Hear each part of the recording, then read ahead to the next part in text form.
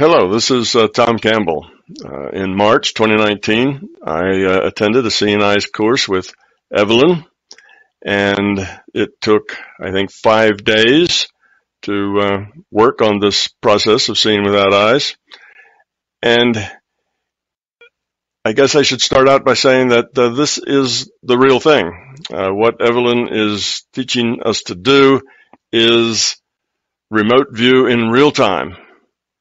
And the hard thing about it is to get rid of the idea that it's impossible.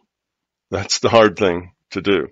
So if you can offload that idea, which is buried deep, it's not an intellectual idea, it runs much deeper than that.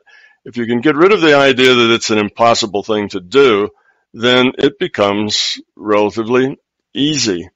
Now, my own experience with it was that I did not get to the point where I could read a book with a mask on. I did get to the point that I could see colors with the mask on, and not colors from the side with a little bit of light that would leak in around the edges, but colors right up front, right in front of me, big blocks of them, not just little dots that somehow would creep in around the mask, but you could actually see the colors very clearly. And you see them instantly and very clearly. So I got to that point, and I got to the point where I could see smaller things than big sheets of paper. The cups became easy to me. These are colored like water cups.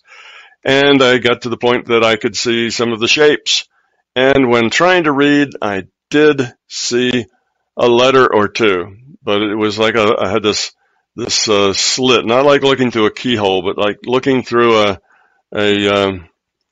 a slit that was very tall but very narrow, and I'd have to scan, and I could scan across a letter and actually see what the letter was. Now, these letters were big black, probably 50-point type, huge big black letters. So it's not like they were hard to see, but I did scan and see a few letters, and that's as far as I got. I had the feeling that if I had another 3 days or so to work on it, maybe I could have gotten to the point that I would be able to read.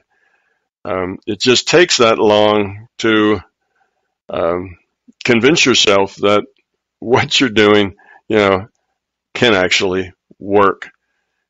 I did get an opportunity to look at the technique and the way that it was being taught, and I thought that was very clever, the way it was being taught.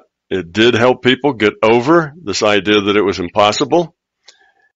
And I particularly liked the exercises we did to improve our intuitive side, our intuition. And there were probably about as much time spent in exercising our intuition as was spent in practicing seeing, colors and shapes and words.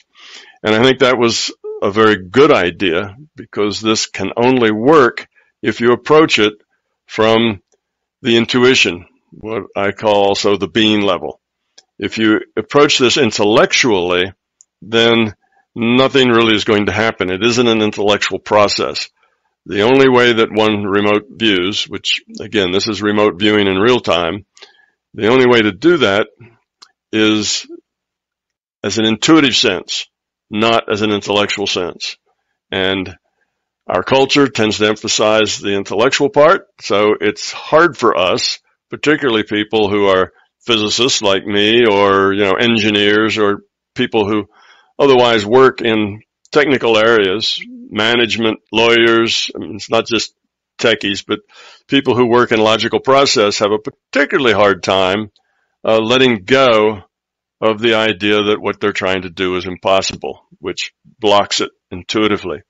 So all of the effort spent to get more familiar with and more at ease working in the intuitive space was, I think, very good thing to do. I have worked in the intuitive space for years. It's not that was not familiar to me, but in the process of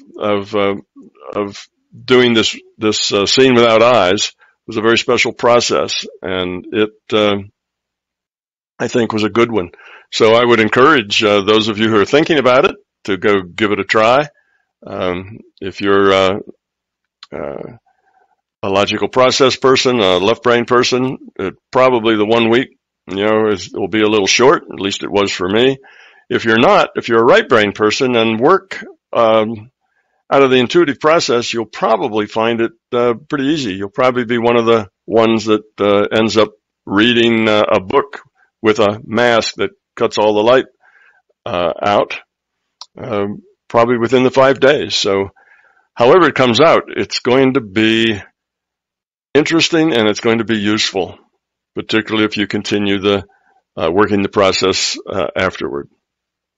Well, I guess that's about it. For those of you listening to this and you decide to go do it, I'm sure you'll have a very interesting time. It's also a lot of fun. It was a good thing to do. Thank you.